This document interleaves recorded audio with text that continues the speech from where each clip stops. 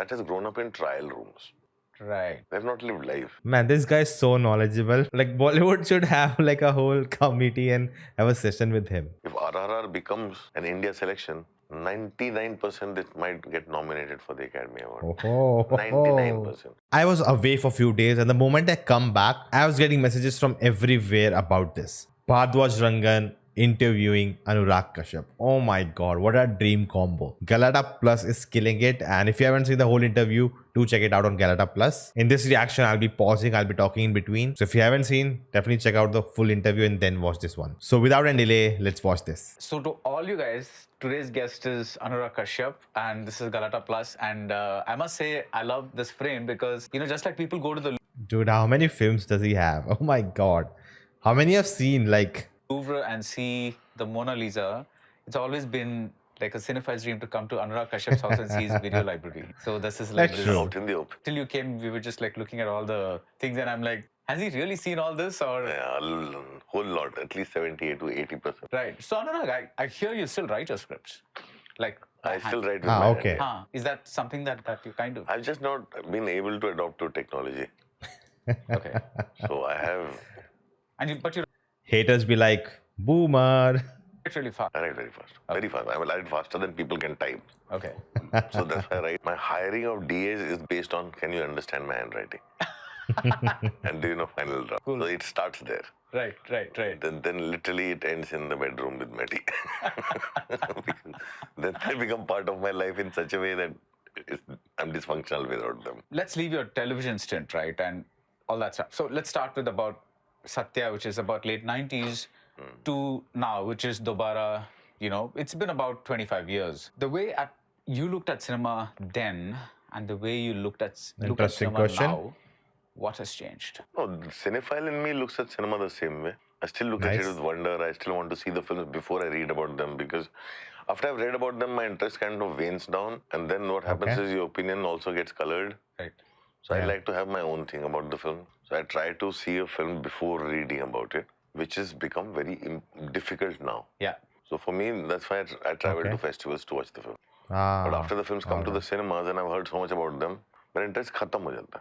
Interest khatam ho jata because there is no sense of discovery in them. Your opinion is colored, your feelings are colored, everybody's you're opinion biased. gets mixed, sab kuch. So that's I also try my best that if I've not seen a movie and all reviews are already out, you know, and they are great or they are like very bad, somewhere or the other you have that in your head while you're watching, but you try your best not to, you know, have any influence over your experience of the film. And sometimes also like, you know, oh, that person said that thing. And when I'm watching, I'm like, I don't agree, or I'm like, I see why that person said that. So it is always difficult. You cannot, you know, block information around you.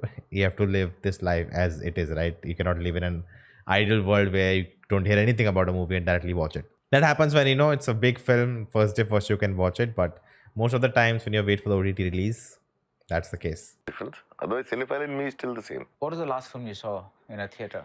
Last film I saw, I see films mostly in theatre only.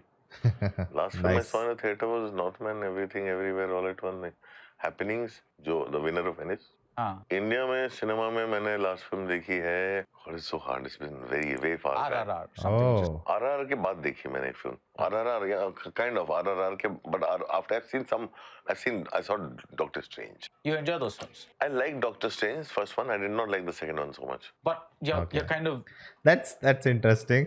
Like it would be fun to, you know, just to talk to him about these films and what does he think. Not about his films, but other films he watches, you know. you like this. I like whole- everything. I watch You're very- mainstream cinema a lot, but Yes. lately what has started to happen is the Hindi mainstream does not engage me at all. Okay. Okay. So I prefer watching Malayalam and Tamil movies more. So either it's regional movies, and my team has also become like that. So they keep telling me this film has come.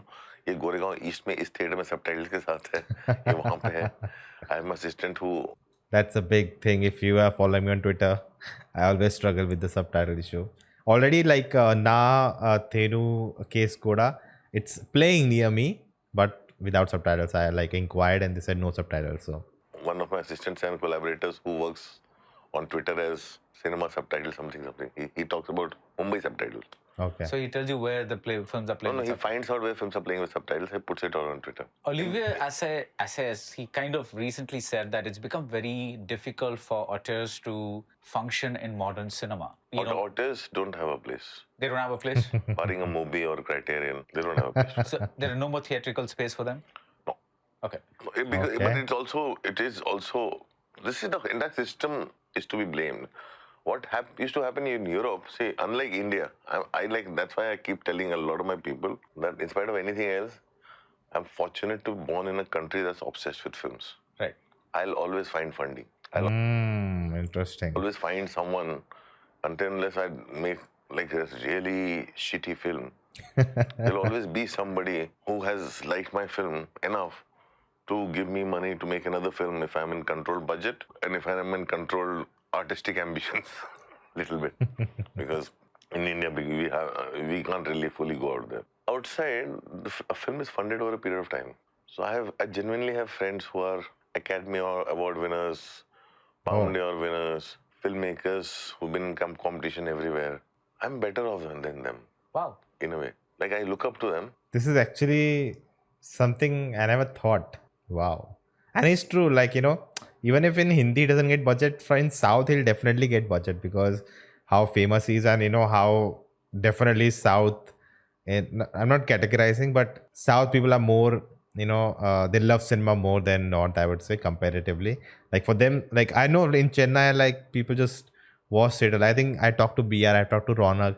Watching cinema every week is like in theaters, not just at home, is a big thing. It's part of their culture, and we see how people are such big fans of the stars. And they go, and in Telugu also, all the podcasts, all the people I've talked to, I've learned that they don't really care which actor is coming. It's not like only the big star films they're gonna watch. They watch everything. Every weekend they go, a new film comes out, they watch it, any language, they don't care. He's actually right. But for them to find money is a process. So Anurag Kashyap actually finds it easier to fund his movies than Olivier Assayas. Yeah, Olivier Assayas still Like, I gets don't know who funding. they're talking about. But No, I'm saying general manner. He still gets funding because he's doing Irma Web as a series now. Series now, right? yes. That's when he said this. Yeah. He's doing Irma Web as a series now. But as a filmmaker, why it has become difficult is because it's a cycle. In Europe, there are these cultural funds owned by the government. So they fund actually mostly for their own television and their own network and chains, right? And their funds are limited based on, I think, like India, there also, the first preference is comedy. So the comedians, the comedy actors and stand-up comedians are bigger stars than the stars that we look up to as filmmakers. Right. When we go to Cannes and we look up to those actors, we realize that the bigger stars in France are the stand-up comics. And the people who do comedy films. Their filmmakers face the same kind of thing, which we never come to know about. So the cultural fund is a well they draw from. In the last 15 years, what has happened is slowly, I've seen Match Factory forming. I've seen these big sales company forming. I've been there at the start of movie. The day movie was launched and there were 4 members. I am one of those first 4 members. In Cannes, right? Okay. I've seen all of them start and I've seen what has grown and what has fallen the wayside. So in between 10 years, intervening 10 years, which is before the pandemic, the sales company started to mushroom. So benefit of the film did not go back to the cultural fund, did not go to the filmmaker. It went to the salesperson, the person who bought and sold movies. Okay. And because of which, a kind of movie started getting made. What was unique to, say, Noore Bilge Chilan when it is starting out, or a Bellatar, something like that, everybody started doing that. I remember being on the jury with Martin Scorsese, where the first thing he told his jury members, he addressed your jury members, you're going to watch a film. I just remember one thing, camera can move if people want it to. It's for the discerning eye, you can understand what he's trying to say. And he's not trying to say that Bresson, the way he made movies, when everybody starts doing that, they're not being themselves. Yeah. They're imitating their own ambition and aspiration. Somebody else's voice also. They're imitating their own ambition and aspiration. So the magic that you can see in a Noore Bilge Chilan, the magic is not in every other thing. So what has started to happen over the years, like if you go to Cannes, like I always prefer to go to Director's Fortnight if my film gets selected, if it gets selected. Because every year, what films play Director's Fortnight you will remember. Because they all get bought out, they all get sold, they go. But if you're in uncertain regard and your film does not win, it's forgotten. Out of 20 films, 17 every year are forgotten. Right.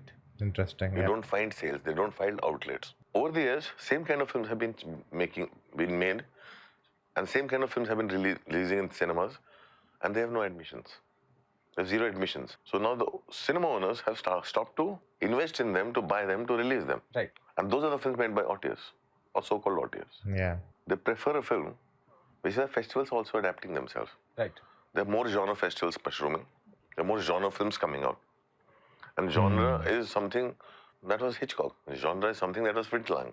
Genre is something that was all those filmmakers that we look up to who started cinema, all genre. I just went to Bologna to see the restored films. And on screen I saw Eric von Stroheim's Foolish Wives with live orchestra. What is Wow. Foolish Wife about? It's about a con man who lives in Monaco, who cons these rich, lonely wives and steal the husband's money. I'm saying they were all genre films. Lost Girl from Pabst is a genre film. Yeah. Right? They were not. You know, if I talk to him, half the time I have no idea who he's talking about, which one he's talking about, and I'm really sad that that's the case. But what can we do? Now we have become overtly intellectual and deliberately intellectual, and what we are actually doing is making intellectual existentialist sermons rather than telling stories. There was never a time, if you look at it, this whole wave that started in 90s and more lately in 2000, where cinema was just sermonizing or perpetuating its own filmmakers' intelligence.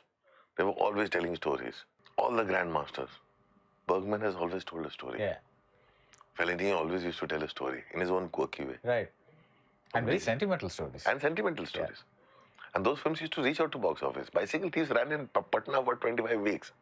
Are you serious? Yes, in the morning show. But I'm saying those are the things that used to happen.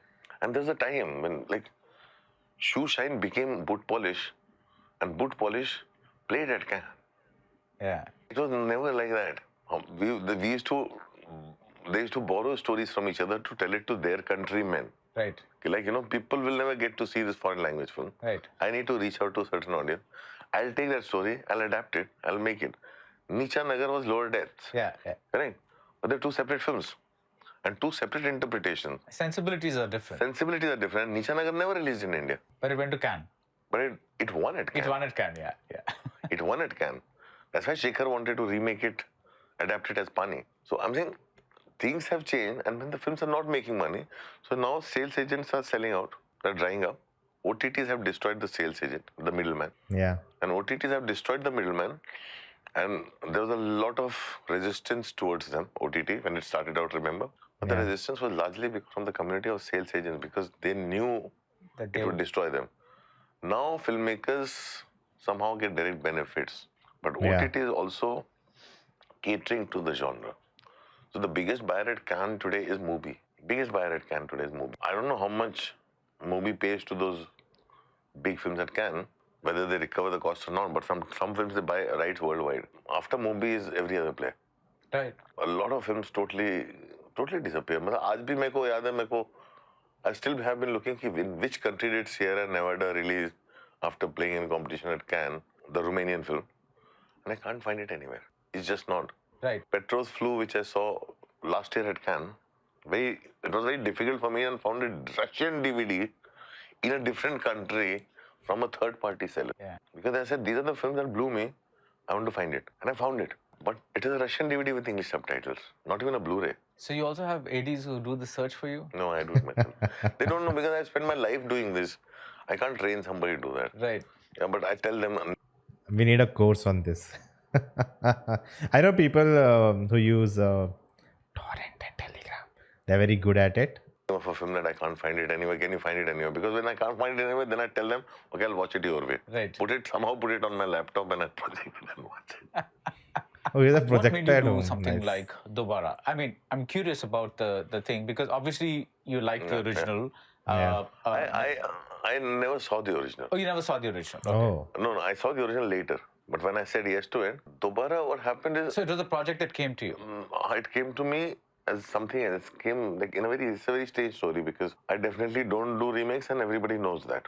yeah, And that's true. Tapsi knows me very well. She's become a very good friend over a period of time. So whenever she's reaching out for a new director, or Tapsi is her own person.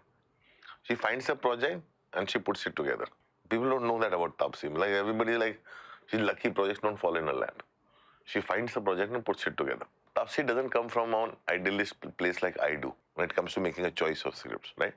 She wants to make good films. She's like, explain that. What is idealist place? but in the sense, I have grown with cinema. Cinema is for me everything, right? And my whole thing is like, I want to express myself. I want to represent myself, whether in genre. And I'm more of a genre freak than an art house person, right? In a genre way, I want to. How many films have I actually have originated from me? Mukkabaz did not originate from me. Manmarziyan did not originate from me. Chok did not originate from me. I took somebody else's script, made it my own. Right. The last film that originated from me was Raman Raghav 2.0. Before that, what originated from me was Ugly. The very few films that have originated from me. So I feel like, I want films.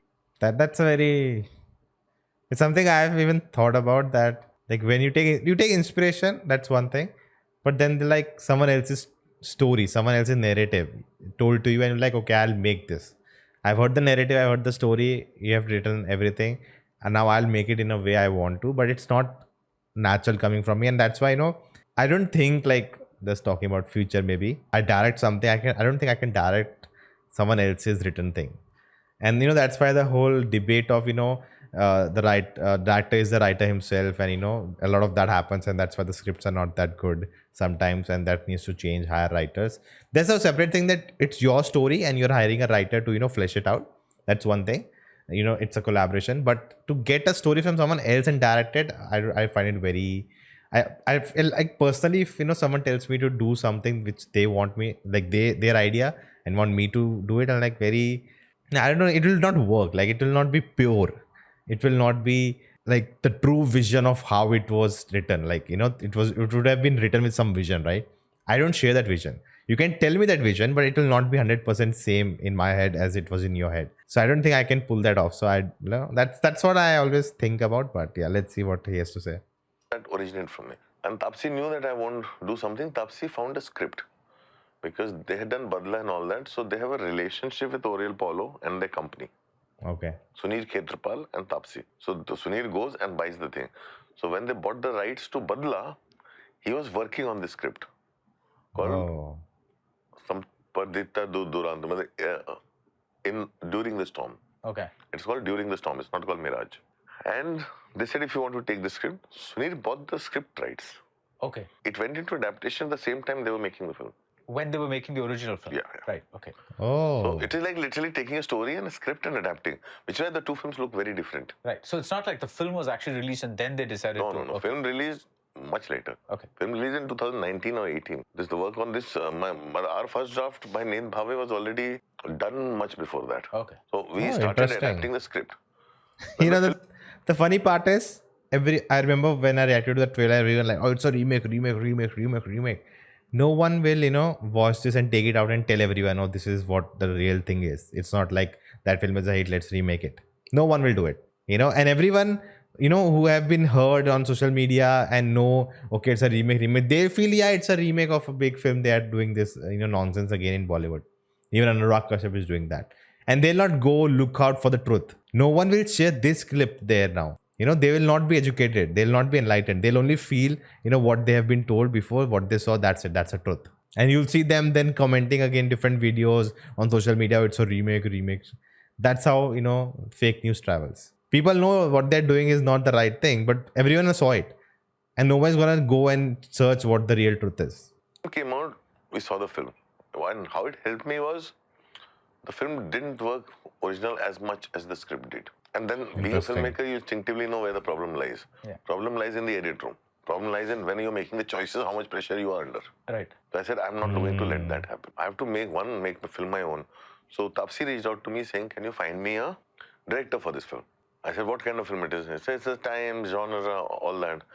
So I reached out to people I knew. They also like my assistants, like Vasan Bala, everybody. They're also my assistants. They all said, remake. I don't want to do remake. I don't want to do remake. So they all like me. So I said, yeah, nobody I know will do a remake. Let's forget about it. And then we were doing Sand Ki Aankh. And this is not then, Sand Ki Aankh. Ki shooting chal rahi thi. And I was there. And I had 5 hours layover in Delhi. Because I went from Meerut, I reached early because I wanted to avoid the traffic, so I left early. 5 hours layover. So I said, "Bhej, I'll read it." I started reading it. I was engrossed. I finished it. I said, "Yeah, whatever I want to make, nobody is letting me do it. So I might as well do this." So that's how it started. Okay. And that's how that was starting of the process. I said yes, ball started rolling, and I've had lots of moments of self-doubts. I'm not doing it right. I said, but the other things that I want to do, everything, people are scared and backing out. Right. Your times are such. I've written 9 scripts in lockdown, Wow. out of which one has found a taker. Wow. Is it because they are very political in nature, or No, anything, because they're just rooted. The moment you root something, it becomes political. right? See, Interesting. political is not about being anti-Modi or anti-BJP or anti-Congress. Political is the moment you root a film in a culture, then there's Yeah. an identity given to a person. Politics begin there. Politics begins with identity. Right. Right. But your very first scene in Mukkabaz, which was released in Yeah. theaters, was the That was the last film. After that, I have not been allowed in UP. After that, it's hard for me to even go to UP. yeah. The chief minister said that हमने खैरात बांटना बंद कर दिया. My producers suffered because of that. For Mukkabaz and Sand Ki Aankh, especially a film made tax-free in UP by the government. The only 2 films that the producer did not benefit from the state film policy and were not given the subsidy was Sand Ki Aankh and Mukkabaz, Reliance and both Color Yellow. Right. My producers suffered because I was involved with the film. They were not given the subsidy. And those films were acknowledged, endorsed by the government, used by the government. Until then, I was the face of the film policy, Film Bandhu in UP. And it turned around like that. So, and he famously said in an interview, हम अनुराग कश्यप जैसों को खैरात नहीं देते. So, okay, fine, I accept it. You once said that the biggest problem in Bollywood is that nobody understands an original script, and therefore it's easier to sell template films or genre films or whatever it is. Is it still the case? It is the How casually he's just sitting in his shorts, man. That's the confidence you need to have. case in a way, because I'll tell you, it's easier for them to understand. See, down south, filmmakers are coming in from all directions, all walks of life, all cultures. I was on the Vijay Award jury when I saw Managram, and there were diverse voices. Right. Like, you would not have imagined that Lokesh would become this Lokesh. The industry is such that people will continue walking in from all walks of life. Here, cinema is largely controlled by those people, and that to second generation, that has grown up in trial rooms. Right. They have not lived life. So the referencing is based on cinema. So what is not on screen Interesting. can't be cinema to them. So if you see Hindi films, what is not on screen cannot be cinema to them. The biggest problem with YRF is that trial room effect. Wow, he said it. He said it. This is so true actually, because and I think that's why even when I was studying, I was told that you need to go out. I think a lot of actors get to ask, actors take inspiration from real world, right? But if you cannot go out because people will come and there's so much crowd will be there. You cannot go out like that. So how would you observe life? How would you observe people and replicate that in your performance? I think, and even filmmakers, if you don't know what's happening in the real world, what happening around us, and you're just watching movies and then trying to make movies because you saw that in a movie, it will not be, it will just dilute it to just mere visuals on screen coming one after the other. Well said. You take a story and you want to make a Pirates of the Caribbean out of it, so it becomes Thugs of Hindustan. You take a story and you want to make Mad Max Fury out of it, it becomes Shamshera. The thing is, you never make the original root of the idea into a film because that in your head that can't be cinema. Okay. Because it's not been made. So the first reaction is, yeah, this is so good. This can be like Mad Max Fury Road. Let's make it like that. Let's not spare any cost. And the moment you head in that direction, you're cheating yourself, especially in today's time. It would have worked 3 years back. Yeah. The same Shamshera would Yeah. have really worked. Even I said this. I'm sure like 5-10, like I said 5 years. Like if it had come 5 years back, people would have loved it. It was amazing. But today we are exposed to so much, people are more educated about films nowadays. And also the hate is a separate thing. But if the film was really good, it would have worked, even hate aside. But 2-3 years back. At least much more than how it has worked now.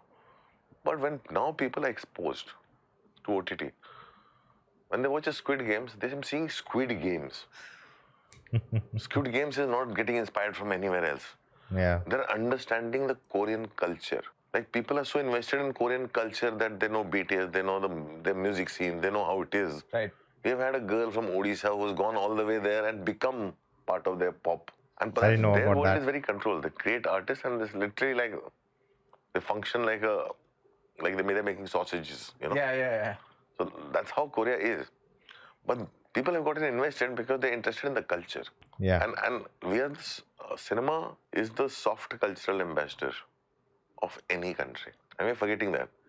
What soft culture that are we propagating through Hindi films? How do we know us? There's nothing. Our films don't represent us at all. True And when you that. see an RRR, Yeah. and whether I like it or not like it, you understand, okay, this is Telugu cinema. This is Rajamouli. You see Pushpa, you know this is Sukumar. Right. You know this is Telugu cinema. In a way, they are artists, right? Actors are like that. They are larger than life and they'll be like this. You see Malayalam cinema, you know it is Malayalam cinema and this is what Kerala is. You can see through a film that how educated their audience is. Yeah. What do we sit here and wonder, why can't we do this in Hindi? You don't understand this. What you'll do is remake a Kerala film. I'm saying, but do you know about what's happening in your own backyard? What is the politics of Maharashtra that we are living in? What is the world of, say, UP, MP, Bihar? Are you interested in that? No. What are you interested in? The gangsters of that world. So you can tell the same story which is familiar to you, Right. set in different towns. Yeah. Which is why it is tiring for me. Very well said. I said we are a land full of rich stories. But the problem is, a lot of people grown up here, the land is very dirty. They won't even step into it. We want our films to look hygienic and beautiful. Right. That's the first thing. हमारी film में जब हम लोग shooting भी करते हैं, सबसे पहले रोड साफ कराते हैं. रोड पे आएगा, पानी मारेगा, फिर सब कुछ आएगा. रोड को रोड नहीं रहने देता. हम रोड को रोड नहीं रहने I've seen this happen. दे सकते हैं, तो बाकी चीज क्या होगी? So there are these phases, right? It's like, let's start from the 60s. There was this soft romantic Rajesh Khanna phase. Then there was this angry young man phase, which went on from Amitabh to Om Puri Nad Satya, whatever it is. Then you had the Govinda Mithun / Mahesh Bhatt on the other side in the 80s and all that kind of stuff. So There are two Mahesh Bhatts. One Mahesh Bhatt, early Mahesh Bhatt, one later Mahesh Bhatt. Yeah. So 80s Mahesh Bhatt, right? It's like, because I love movies like his Thikana and all that. वो तो मुझे ठिकाना, कब्जा. Yeah, all I those. still love that. मतलब that one film that didn't work when Anil Kapoor की film थी वो. I don't know. I've forgotten. I used to love that film and nobody saw that film. The Mahesh Bhatt. Okay. I don't remember that film. I was a massive Anil Kapoor fan. You had this NRI phase, so-called NRI phase. So what is the current Hindi film phase now? We're looking. You're looking. There's no understanding Right now. now, nothing. Everybody's looking. Right. Everybody's looking because everybody's scared and confused. Pandemic combined with OTT has thrown people off. Yeah. So what has happened is like I've had the most experts who tell me ये film चलेगी नहीं चलेगी. Them telling me that आज तो यार मैं भी नहीं कह सकता क्या work करेगा क्या नहीं work करेगा. See, it is based on that confidence that the films were put out by big studios. And we all used to look forward to कि क्या work करता है क्या नहीं work करता towards YRF, towards Dharma, towards all those people.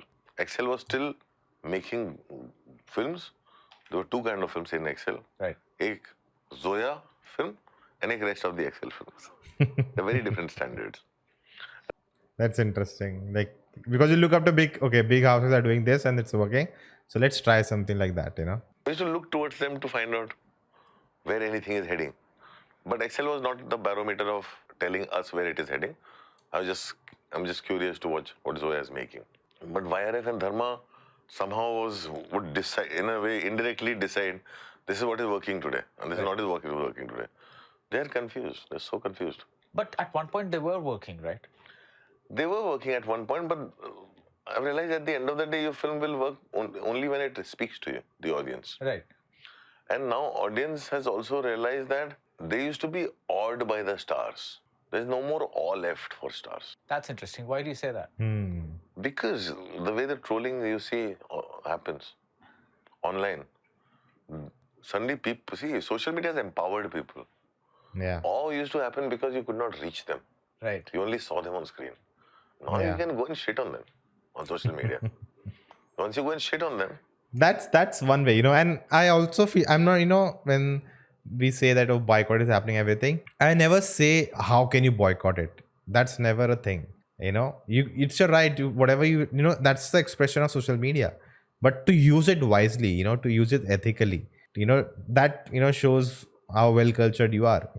Will you like give bad words to someone? So many female stars get so much abuses and nonsense, in their DMs and in their comments. Like, is that a good thing to do? That you have to decide yourself. Do you do that in a real life? Most people don't. So that, anything can be used for good and the bad stuff, but it depends how you use it. And social media is that, boycott. The issue is not, why you're boycotting it, why you're putting hashtags and trending it. It's not about that. It's your voice. You can do that, but to harass people, for liking the movie and, saying good things about it, oh, you are paid, you are this and that. That's horrible. And if by chance they start interacting with you, then the awe further goes down. There's no wonder left for the stars. Yeah. So the film cannot work on the basis of a star in it. किसी की भी film आ जाए. You're saying the star system is gone. Yeah, stars are not going to work for the audience at all. So the three Khans, No. all that kind of stuff, all that. They will come and see that, but not to the level of earlier. Okay. Yeah. Earlier, a star was enough to pull off a film regardless of the story and the screenplay. Yeah. Today, a star will lose its stardom further if the film does not have a story or screenplay. Okay. Yeah.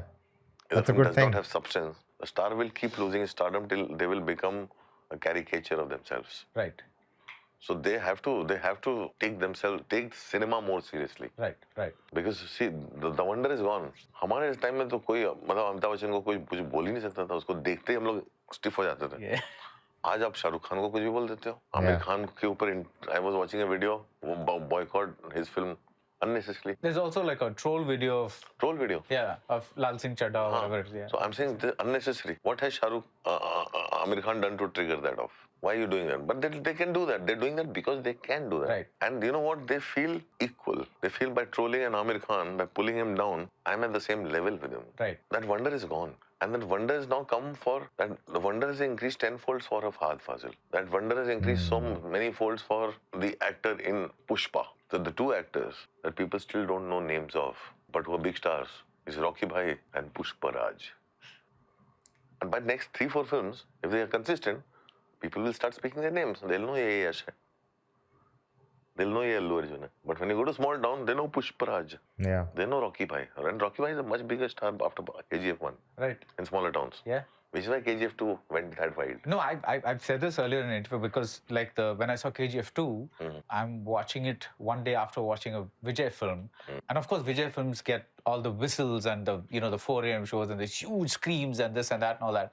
I was not prepared for that kind of reception in Chennai for Yash, for KGF 2, because KGF 1 is the only film that's come before, and people are going mad. They were going berserk when Yash's name appeared on screen. It was like, and it was like, wow. Yeah, in India, that kind of madness still somehow is associated with Shah Rukh Khan. They will watch his film on the first day. Yeah.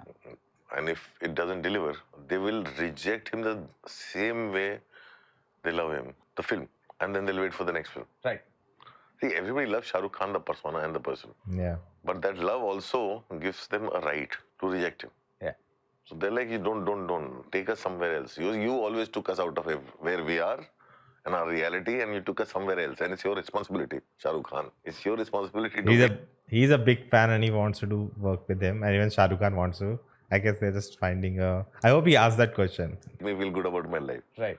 To give me hope, to give me aspiration, to take me out of this world and be lost in you. But you can't be doing this for yourself to survive. Yeah. So if you don't take me out of my dreary, drudgy life and take me elsewhere, then I reject your film. That's how the audience is today. Let's talk about you, Anurag. It's like you make films that are not really happy films sometimes. Yeah. The editing is little weird. I think the sound is not consistent. It's just I'm getting that kind of thing. It's like they're good films. Like Mukkabaz is, and I consider you interesting simply because you're one of the few indie filmmakers who has a very fantastic mainstream sensibility.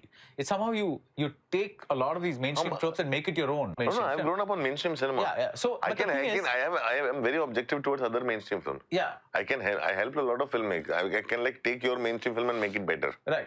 But it can't come from within me, because for me it has to be rooted, and the moment it starts getting rooted and you in have your own reality. little twists to it, right? Yeah, To the revenge trope or the love trope and Mad Marzian, whatever it is. The audience is going to say, "You're not taking me out of my dreary world." Is that what they're going to say to you as well? No. They want to feel as Interesting. uncomfortable in my film as they used to feel before.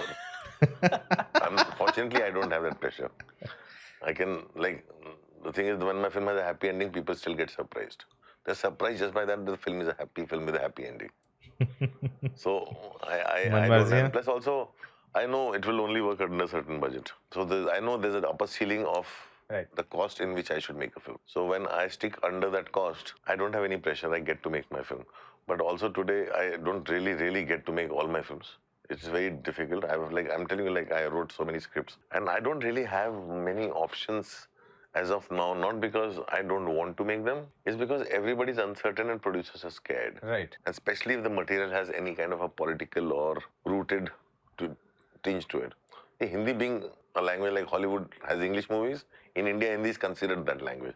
The pressure on Hindi to be pan-Indian is so much, is much more that we take on than it is given to us. Right? And because we take on that pressure, we stop being anywhere. Right. I'm saying Hindi is a larger belt. For us, Hindi cinema covers everything from over south, minus Odisha, and minus northeast. Minus Odisha, minus northeast, and all over south. The whole southern belt of 5 states. उसके ऊपर का पूरा India जो है is considered Hindi zone. That is, Rajasthan is supposed to be Hindi. Punjab is also supposed to be part of Hindi belt. So Hindi cinema is thought of as a covering Haryana, Punjab, Rajasthan, and Hindi-speaking states, and Maharashtra, and Gujarat, and all that. So the pressure they take on themselves, so it never becomes a film about somewhere else. Right. So it's like, say, for example, we see a movie like Jaish Bhai Jordar. I didn't mind the film at all. I think the film was very unjustifiably pulled down and trashed. The problem with that film is Gujarat didn't look like Gujarat. When you wear designer Gujarati costumes, which people only wear during Dandiya, so the characters are clothed like they're going for a Dandiya. And your world is so set-like because you shoot on sets. That's passé now. Today, you build a set only when you're doing a period film. Right. Yeah. You build a set when you're doing a Marvel kind of a movie or a futuristic film, something that does not exist. Yeah. But when you're representing today's times and you're representing what really exists and you're building a set that looks aspirational like we did in 90s, आज नहीं work करेगा वो. Because in so many movies, you know, it's very visible, at least to my eye, that that's a set, that's a real location. And if you can tell that, then that's the issue. Massive audience is watching Gullak. Yeah. All the TVF shows. They're watching all these other shows. Right. They know what our India is like. They know what the world is like. Yeah. So all the people sitting in the big studio, they have to come out of their comfort zones and they have to go and visit the real India. Right. And real India today has a massive in-your-face bigotry, which can't be represented in films. So you have to circumvent and you have to navigate and figure out. So if you're representing people, then you have to really represent people. Otherwise, don't represent them. Make futuristic films or historicals. Right. And be honest and don't try and copy. Don't try and be a Rajamouli. The problem with the Prithviraj is like you don't know where it is. Are you trying to be a Bansali? Somewhere you're trying to be Bansali. Somewhere you're trying to be Rajamouli. Somewhere you're trying to be somebody else. Where is you? Where is Interesting. You're not there at all. But Gangubai is Bansali. But it's not reality, right? That's him. It is That's his sensibility. Absolutely not reality. Yeah. But the thing is, the story and everybody is still rooted. Right. Yeah. It's rooted emotionally. So Gangubai is rooted emotionally, so it works. Okay. Gangubai also is exaggerated reality. We know Bhansali very well. That comes from Bhansali. That Bhansali is exaggerated. He's an already arter too. Been into. Right. In which box office has accepted so many films. So Bhansali has also scaled down in that film if you want. Yeah. And Bhansali this time has not shied away from violence too. For me, it's a rare sight to see Bhansali showing brutality on screen. And then on top of that is a top-notch performance of the year. Bhansali either overwhelms or underwhelms. It doesn't cheat his audience. Let's take Amir Khan. That was very interesting. The year 2001 is a very, very critical one for Hindi cinema because it was Lagan and Dil Chahta Hai. Yeah. Two films releasing very close to each other. One kind of going this direction, Hindi cinema direction, and one going this direction, which is westernized. But we did not follow either. I'm saying that neither is represented today in its fullest. But you have to understand, industry is not controlled by people like that. Industry is controlled by trade people and things. They only work on how much a film earns. Right. Yeah. Lagan's business at that time was roughly around 15. Dil Chahta's business was 10 crores. And Gadar was 65. Yeah. So the trade will direct the whole thing towards Gadar. So we have either gone the Gadar way or we have gone the Kuch Kuch Hota Hai way. Man, this guy is so knowledgeable. Like, Like Bollywood should have like a whole committee and have a session with him, but no one would, right? Because he's not a big name. He's big name, but not in terms of money, right? I've not gone either the Lagan way or Dil Chahta Hai way. But Dil Chahta has that It had a sensibility. massive impact on the culture. It was a cultural impact on the society Right. as a whole. But cinema, Farhan stopped making films. Zoya represented that world and nobody else did. See, the thing with Dil Chahta Hai or Zoya's film is they're about South Bombay rich people. They're rooted. Yeah. When you see those films, you feel like you're peeping in their world. Right. There's depth, there's layers to the characters which make them real people, not like just a one-tone character who we don't really connect to. Of course, it's about rich people because they are making think movies about people they know, they have seen in their life. And that's what everyone has to do, not pretend. But the problem with a lot of these NRI fake drama was the sets look too artificial. See, the artificiality of our sets has become a massive problem today. Right.